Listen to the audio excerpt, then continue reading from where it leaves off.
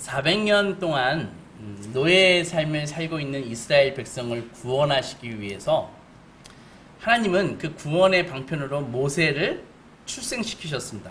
그것도 강제 노역과 인종 말살을 단행하는 이집트 권력의 그 촘촘한 이 악한 망을 뚫고 말입니다. 하지만 당시 그 누구도 한 아기의 출생이 구원의 방편임을 안 사람은 없었습니다. 무려 80년 동안 말입니다. 11절에 모세가 장성한 후에라고 되어 있지 않습니까? 성경은 모세가 이때가 이제 장성한 게 40세가 되었음을 얘기하는데 그 0세부터 40세가 그 기간 동안에 무슨 일이 있었는지를 알려주지는 않습니다.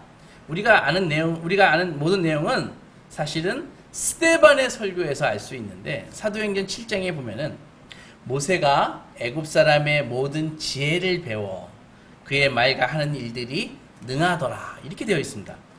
그리고 모세는 지금의 그 미디안 땅, 그러니까 미디안 땅 하면 지금의 그 사우디 지역입니다. 이 지역에서 40년을 보냈다는 것이 전부입니다. 40년은 짧지 않은 시간이죠.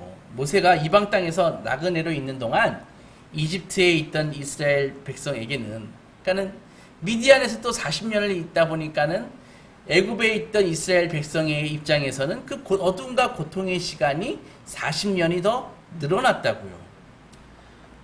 모세가 미디안에 머무는 동안 새로운 세대가 태어나서 꿈 많은 청년기를 거쳐서 좌절의 노년기를 보내면서 그동안 하나님은 마치 아무 일도 하지 않으시는 것처럼 그렇게 보였습니다. 이스라엘 백성은 노예로 태어나서 노예로 자라고 노예인 채로 죽음을 맞이하는 어둠과 고통의 때가 이렇게 지속되는 것입니다. 어둠과 고통의 때가요. 이것이 현실입니다. 우리가 종교에서 우리가 기대하는 것이 우리 문제의 그 신속한 해결을 원하지만 그런 것을 약속하는 것은 그 우상이나 사입이 가짜밖에 없습니다. 돈을 빨리 벌고 싶은데 사업이 지지부진하고 아니면 종종 망하거나 그렇게 망하는 가정은 어떻게 합니까? 재물 운을 얻기 위해서는 뭐 하라고 그래요? 부적을 사가지고 붙여야 되는 것입니다.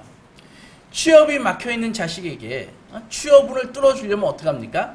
아주 용한 스님이 그린 그림을 사다가 붙이면 된다고 합니다. 그러나 기독교가 진리인 이유는 바로 현실을 얘기하고 팩트를 얘기하고 있기 때문입니다. 기독교는 인생이 겪는 고난에 대해서 결코 쉽고 빠르게 벗어나는 일은 100%는 아니지만 거의 없다라고 얘기해주고 있습니다. 심지어 하나님이 개입하셔도 그것은 마찬가지다 이렇게 얘기한다고요. 모세가 나중에 이집트로 돌아가서 바로와 싸우지만 그 바로의 그 완고한 마음을 굴복시키는데 실패합니다. 바로는 이 10번째 재앙 그때 잠깐 굴복했을 뿐입니다. 바로 그때 잠깐 굴복하고 이스라엘이 빠져나가니까 바로 군대를 그냥 소집해가지고 추격하지 않습니까? 나중에 여호와 하나님이 최종 승리를 거두시긴 하지만 재앙을 내릴 때마다 바로는 마음을 더 강팍하게 했고 이스라엘에 대한 핍박은 더 심해졌습니다.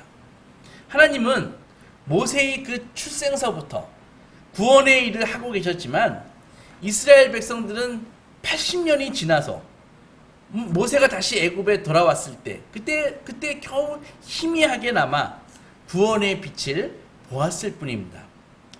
우리는 항상 본능적으로 간단하고 신속한 해답, 마치 맥도날드 드라이브 스루처럼 빠른 해법을 원하지만 하나님께서는 대부분 그렇게 하시지 않습니다. 그래서 기다리지 못하고 많은 사람들이 인스턴트적인 빠른 해법을 찾아가지고 하나님을 떠나지만 오히려 방황의 시간만 더 길어질 뿐입니다. 인생 허비하는 것입니다. 많은 사람들이 이렇게 생각합니다. 내가 행복하지 못하는 이유는 충분한 돈이 없기 때문이야. 그럼 어떡합니까? 주일날 예배 훼손하고 돈 벌러 가야죠. 나의 행복을 결정짓는 것은 하나님이 아니라 인간관계야. 인간이야. 그러면은 하나님이 아니라 사람에게 헌신해야 됩니다.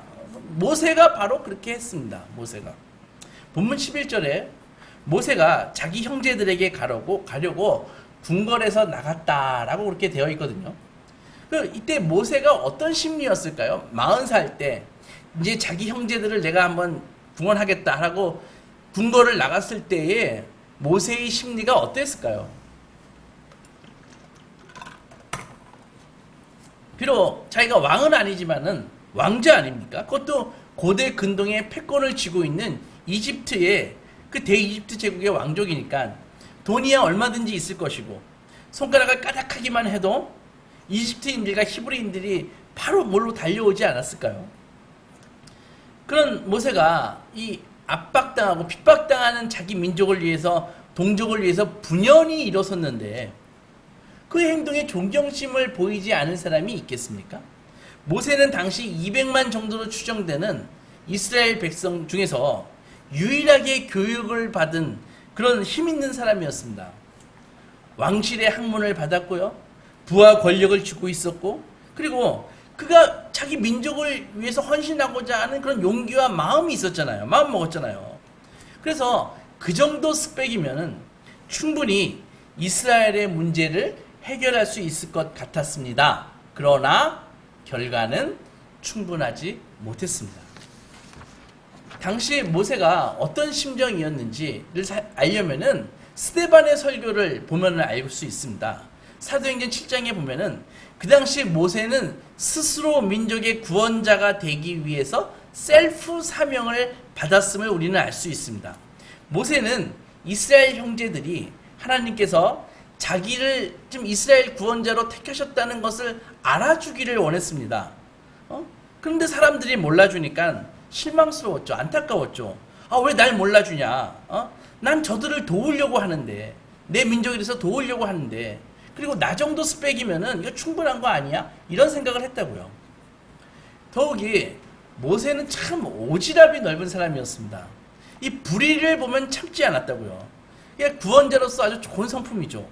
거기에다가 친모, 진짜 엄마 요게베스로부터 어릴 적부터 신앙교육을 받지 않았습니까? 신앙교육도 받았죠. 민족주의자였죠. 힘있고 능력있죠. 완벽한 그런 지도자죠.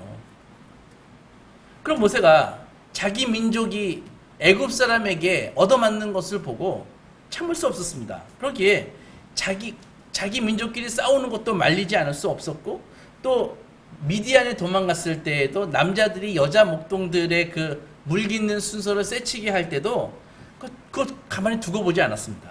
그러니까 모세는 성격이 눈앞에 벌어지는 모든 싸움과 분쟁에 개입하지 않으면 안 되는 그런 사람이었습니다. 나중에 이스라엘 백성이 광야에서 얼마나 고집스럽고 원망하는데 선수였습니까? 그들은 감사라는 마음 자체가 아예 원래부터 없는 사람인 것처럼 그렇게 행동했을 때에도 모세는 끝까지 그들을 도왔다고요. 정말 민수기 12장의 표현대로 이 사람 모세는, 옛날 성경에 이렇게 나와 있어요. 이 사람 모세는 온유함이 지면의 모든 사람보다 승하도다. 그렇게 나와 있다고요. 정말 딱 적합한 그런 말입니다. 하지만 그렇게 좋은 마음을 갖고 있는 그 마음도 주님의 일을 하는데 충분하지 못했습니다. 모세가 셀프 사명을 받고 자기 민족이 어떻게 사는가 그걸 보기 위해서 이 궁궐 밖으로 나갔습니다. 갔더니 이제 벽돌을 굽고 돌을 나르고 강제 노역에 막 시달리는 형제들을 보았습니다. 그 자기 민족이 처참하게 이렇게 시달리는 현장 속에서 보니까 애굽의 감독자가 자기 민족을 막 구타하고 있었다고요. 두들겨 패고 있었다고요. 순간 분노가 막 쳐올랐습니다. 나름 치밀한 성격의 모세는 시간이 좀 지나서 좌우를 좀 둘러보고 사람이 없으니까 그 애굽인을 때려 죽이고 모래 속에다 파묻어 버렸습니다. 대형 사고를 친 것이죠. 요즘 말로 무엇입니까? 폭행치사와 시체 유기와 공무집행 방해죄 해당한다고요. 이렇게 행동해도 문제가 없었을까요? 인간적으로 말해서 모세가 자기 뭔가 해보려고 자기 민족을 좀 구원해 보려고 폭력을 사용했을 때 오히려 이스라엘의 그 구원의 시간은 40년 연장됐습니다. 40년. 이집트인 노예 감독을 살해한 것은 정말 어리석은 짓이었죠. 생각해 보십시오. 지금 이 이스라엘 백성을 구원하기 위해서 이집트인 그 한두 명 때려 죽인다고 하나님의 백성을 해방시킬 수 있습니까? 그러면 이스라엘 백성들이 와가지고 와 우리 모세 용감하네, 우리 같이 죽창이라도 들고 한번 나서자, 봉기하자, 이렇게 얘기할까요? 그 이튿날 모세는 다시 현장에 갔습니다. 보니까 이번엔 같은 히브리인끼리 싸우고 있었습니다. 치고받고. 자세히 보니까 한 사람이 한 사람을 일방적으로 막 패고 있었다고요. 그래서 막 제지하면서 모세가 왜 같은 동포를 패냐 이렇게 얘기했더니 그 사람이 당신 뭐야? 당신이 우리 판사야? 어제는 이집트인을 때려 죽이고 모래에 파묻더니 오늘은 우리까지 죽이려 하냐? 하면서 막 대들었다고요. 이게 무슨 의미일까요? 그들은 이런 것입니다. 우리 사람 죽고 죽이는 거 우리 맨날 보는 거야. 왜 우리가 또 다른 살인자를 신뢰해야 되지? 우리 곁에 칼 들고 자기 힘 자랑하는 사람들 지천으로 깔렸어. 우리 그런 사람 필요 없어. 이런 뜻이라고요. 더욱이 모세의 이 범죄가 바로 탄로나 버렸습니다. 이 보고를 들은 바로가 어떻게 생각했을까요? 역시 머리 검은 놈은 짐승은 거두는 게 아니야. 그 놈이 나일강가에 버려졌을 때 우리 공주가 불쌍해서 걷어 주었더니 이제 컸다 하고 내 뒤통수를 쳐? 저놈은 언젠가 나에게 칼을 들이댈 놈이야 하면서 죽이고자 했습니다. 모세가 뛰어났지만 그렇다고 파라오의 힘에 그렇게 맞설 수 있는 그런 수준은 아니죠. 결국 어떻게 했습니까? 도망쳤습니다. 엄청나게 먼 땅, 미디안으로, 요즘 사우디까지 도망쳤습니다. 도망자였지만 모세는 역시 모세였습니다. 이 오지랖이 넓어서 미디안 땅에서 이렇게 우물가에서 쉬고 있는데 미디안 소녀들이 한 7명이 이렇게 물을 길어가지고 이제 자기 가축들 먹이려고 이렇게 하고 있는데 또 이제 남자들이 우르르 몰려와가지고 쫓아내는 것이죠. 야, 저리 가. 애들은 가라. 막 이렇게 하니까 뭐 힘이 없으니까 쫓겨나는 거 아닙니까? 그걸 이렇게 모세가 보고 있다가 그것도 참을 수가 없어가지고 그 미디안의 남자들하고 다퉜다고요. 그래가지고 쫓아버렸습니다.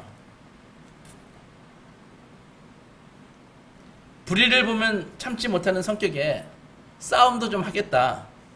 목자들 다 쫓아버린 것이죠. 그리고 쫓아버리고 겁에 질린 소녀들을 다독이고 그 소녀들이 데리고 왔던 그 양들에게 모세가 물을 막 주었다고요. 그 소녀들의 눈에 모세가 얼마나 멋있게 보였을까요? 앞에 그 사건들과는 달리 이번에는 모세가 좀 힘을 쓴 결과로 대박이 터졌습니다. 아내와 새로운 가족들까지 얻게 됐습니다. 그 광야를 헤매던 노숙자 신세에서 하루아침에 숙식 문제와 결혼 문제와 취업 문제가 동시에 다 해결되었습니다. 대박이죠. 이렇게 하나님은요, 모세를 여전히 은혜로우시면서도 드러나지 않게 섭리로 인도하고 계시는 것입니다. 모세는 그때 물길러 온 소녀 중에 한 사람과 결혼했습니다. 십보라죠. 그리고 아들을 낳았습니다. 그리고 아들의 이름을 게르솜, 내가 타국에서 나그네가 되었다라고 지었습니다. 이렇게 모세는 이전에 품었던 내가 이스라엘의 구원자가 되겠다라고 하는 그 셀프 사명을 완전히 접어버렸습니다. 그리고 실패자와 초라함과 은둔 상태, 그것을 다 받아들였습니다. 민족의 구원자가 되려는 생각은 저 멀리 이제 완전히 가버렸다, 이런 느낌이 들었을 것이고, 그렇겠죠. 근데 그러나 물론 하나님은 다른 뜻을 가지고 계셨습니다. 여기서 우리는 한 가지 깨달을 수 있습니다. 하나님의 일에서 인간의 노력은 그 의도가 아무리 훌륭하건 그 사람이 아무리 뛰어난 능력을 갖고 있건 간에 실패로 끝나게 된다는 것입니다. 모세가 미디안으로 도망가서 아들을 낳고 이름을 게르솜이라고 지었다는 것은 그의 구원자가 되려는 그의 야망이 실패했다는 것을 이야기해 주는 것입니다. 그의 노력의 결과는 그 여태까지 그 애써서 힘써서 40살 동안에 그 쌓았던 그 노력의 결과는 무엇입니까? 결국 도망자요 나그네로 결론이 내렸다, 그것입니다.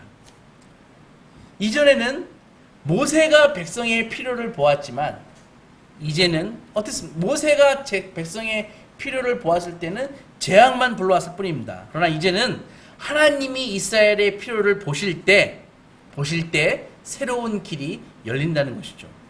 이것을 깨달은 사람은 주의 일을 감당할 때 어렵지 않게 감당합니다. 왜냐하면 주님의 일은 사람이 하는 일이 아니다라는 것을 분명히 알기 때문에 그렇습니다. 그래서 자기 힘으로 뭔가 하려고 하면은 삽질이 됩니다. 그리고 부작용이 막 일어납니다. 모세처럼.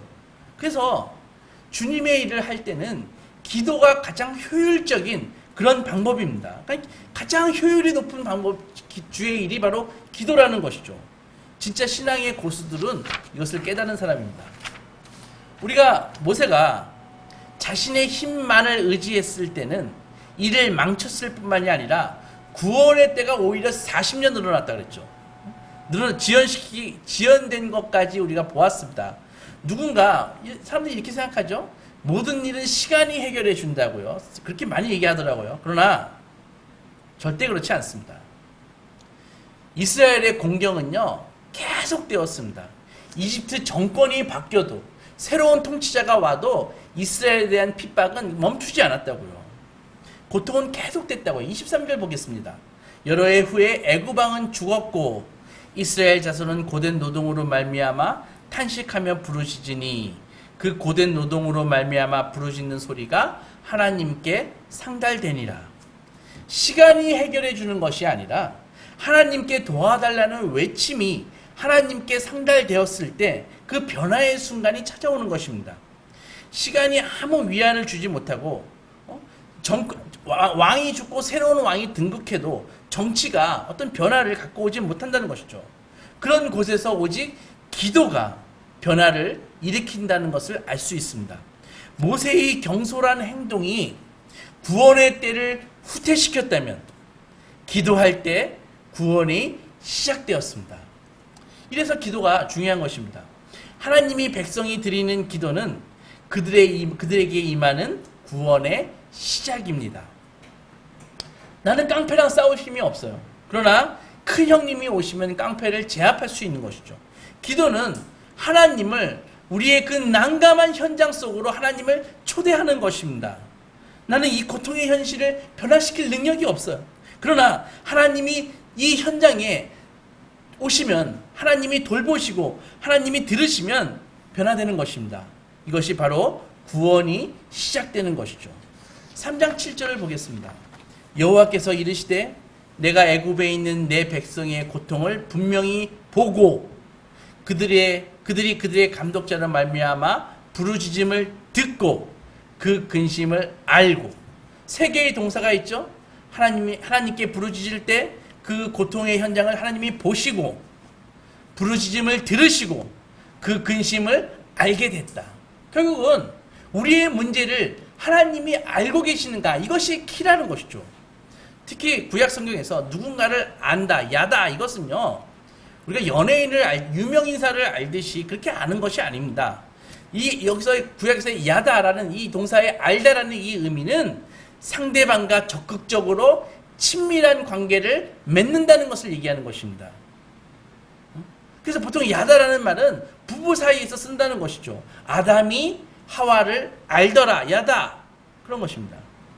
시편 1편에서요 무릇 의인들의 길은 여호와께서 인정하시나 라고 그렇게 되어 있지 않습니까? 우리말 성경에. 그러나 인정하시다, 이것은 알다라는 히브리어를 쓴 것이라고요. 야다. 무슨 말입니까? 하나님께서 아신다. 무슨 말입니까? 살아가는 동안 친밀하고 서로 잘 아는 관계를 지속하신다. 그것의 의미라고요. 알다라는 말이 그냥 냉담하고 객관적인 사실을 파악했다, 그런 게 아니라고요. 하나님과 살아가는 동안 친밀하고 서로 잘 아는 관계를 지속하는 것. 생각해 보십시오. 여러분, 이것보다 더 힘이 되고 더 안정된 관계가 어디 있습니까? 내가 하나님과 친밀하고, 내가 살아가는 동안 하나님과 친밀하고 서로 잘 아는 관계를 지속하는 것, 이것보다 우리가 추구해야 할 목표가 어디 더 있습니까? 이스라엘 백성은 기도를 통해서 자기의 이스라엘 백성은 기도를 통해서 자신들의 필요를 말로 표현했습니다. 고된 노동으로 말미암아 탄식했고 고된 노동으로 말미암아 부르짖었다.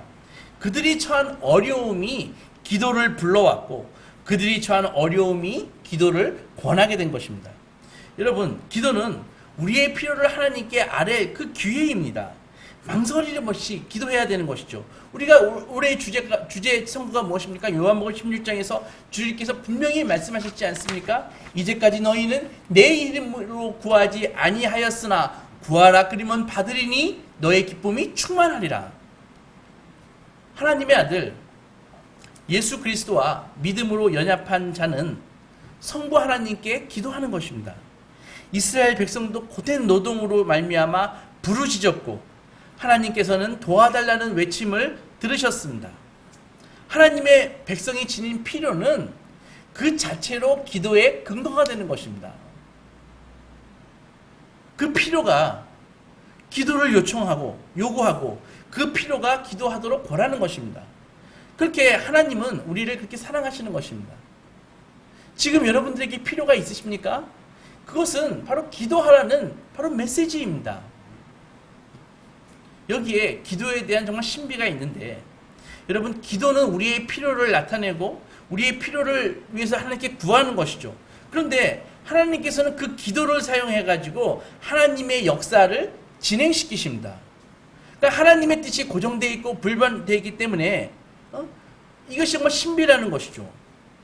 하나님은 언약에 대해서 신실하게 지키시며 그 언약의 핵심은 무엇입니까? 창세기 17장에서 말씀하셨듯이 그 백성에게 영구히 하나님이 되시겠다는 것입니다. 하나님은 인류 구원과 새하늘과 새 땅에 대한 마스터 플랜을 갖고 계십니다. 그렇다면 우리는 이런 의문이 들 수 있습니다. 하나님이 계획이 다 있으시다면, 하나님이 이미 계획이 다 있으시다면, 이미 다 플랜을 갖고 계시다면 기도할 필요가 있냐? 기도한다고 하나님의 계획이 바뀌냐? 그런 것도 아니지 않는가? 이렇게 질문할 수 있습니다. 그러나 성경은 우리가 기도해야 한다고 말씀하십니다. 예수께서 말씀하셨습니다. 예수께서 너희는 너희의 필요뿐만이 아니라 하나님의 뜻에 대해서도 기도해야 된다. 이렇게 명하셨습니다. 마태복음 24장에서 예수께서는 예언을 하나 주십니다. 앞으로 이 예루살렘이 정말 박살날 것이다. 돌 위에 돌 하나도 남지 않을 것인데 그때 너희를 기도해야 된다. 그 환란이 겨울에 오지 않도록 기도해야 되고 그 환란이 안식일에 이루어지지 않도록 기도해라. 이렇게 말씀하셨거든요. 나중에 알고 보니까 그 예수님의 예언은 AD 70년에 유대 전쟁에 대한 예언이었다고요. 로마의 티토 장군이 나중에 황제가 되죠. 티토 장군이 와가지고 완전히 쓸어버리지 않습니까? 그 이후로부터 그 예루살렘 자체가 완전히 파괴되죠. 그뿐 아닙니다. 주기도문에서 우리의 일용할 양식을 위해서 하나님께서는 기도하라고 말씀하셨습니다. 그래서 하나님께 우리의 일용할 양식을 위해서 기도하는 것은 너무나 당연한 것입니다.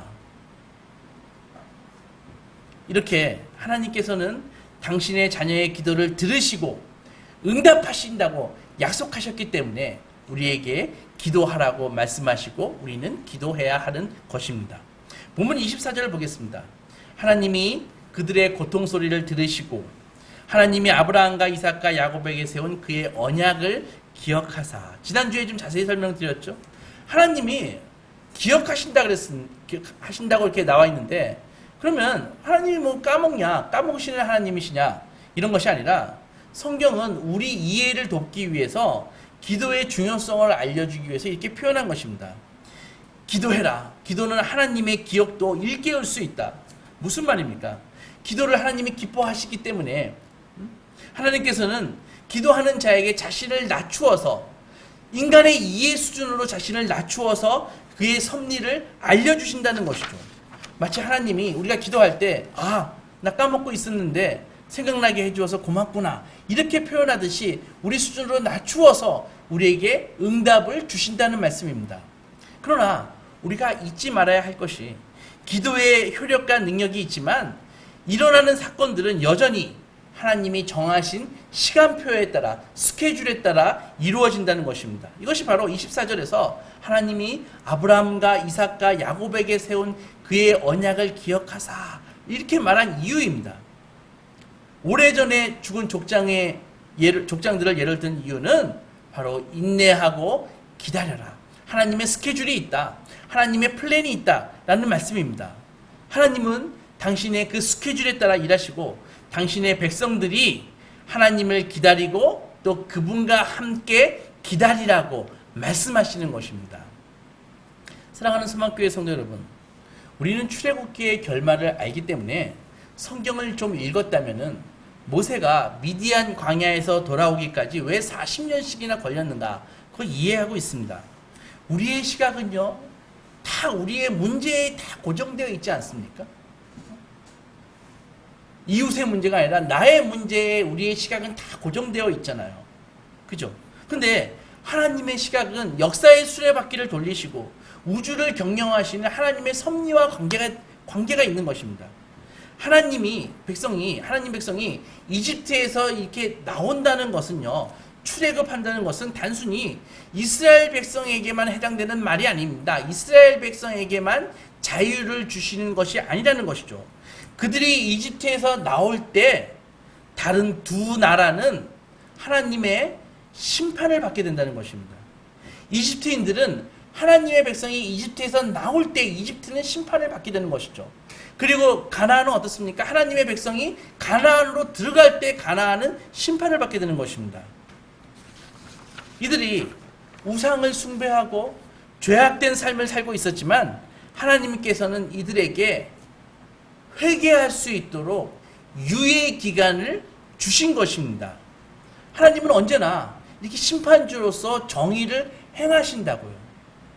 이스라엘 백성이 지금 당장 고통스럽다고 당장 빼내주시는 것이 아니라 이스라엘의 고통의 시간은 곧 심판을 받을 애굽과 가나안에 회개할 수 있는 회개할 수 있는 그 시간이었다고요.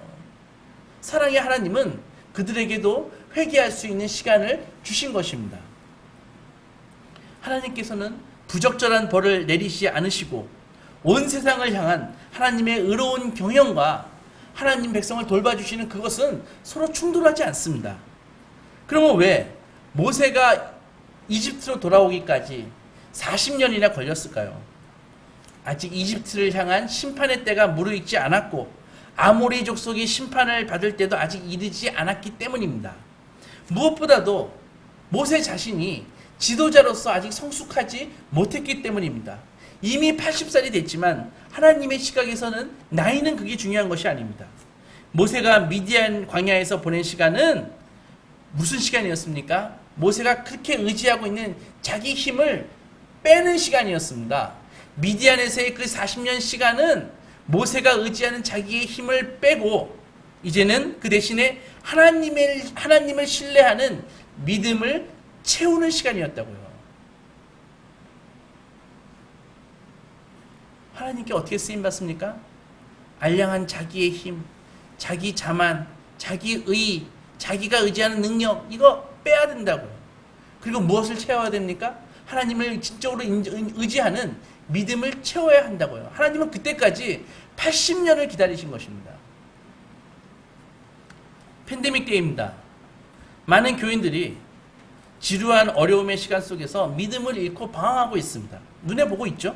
그러나 하나님의 품이 아닌 그 어떤 것도 참된 위로가 될 수 없습니다. 하나님과 관계없는 나의 꿈과 야망과 계획은 다 게르솜, 방랑, 나그네, 실패일 뿐입니다.